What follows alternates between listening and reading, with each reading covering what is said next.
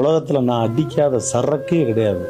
Recover ஆகி வந்ததுக்கப்புறம் அந்த கடையை பார்த்தா கூட சி இப்படிலாம் ஒரு கடையா, இதெல்லாம் எதுக்கு வச்சிருக்காங்க இந்த கடையை, கறிச்சோறு சும்மா இதெல்லாம் ஆகாதா, இது 2 விட்டு சாப்பிட்டா உள்ள இறங்குமா அப்படின்னு திட்டுவேன். எனக்குள்ள நாளே கேட்டுக்குவேன்.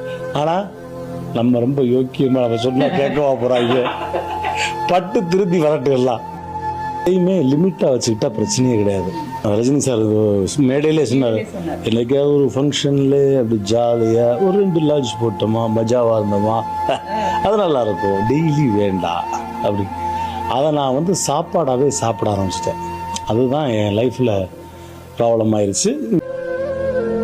அதை கொஞ்சம் கொஞ்சமாக எப்படி குறைச்சிக்கிட்டு லைஃப்பை செட்டில் ஆகி ஃபேமிலிக்காக நம்ம வாழணும். அடுத்து ஒரு கட்டத்தை அதை எடுத்துக்கிட்டோம்னாலே ஹாப்பியாக இருக்கும்.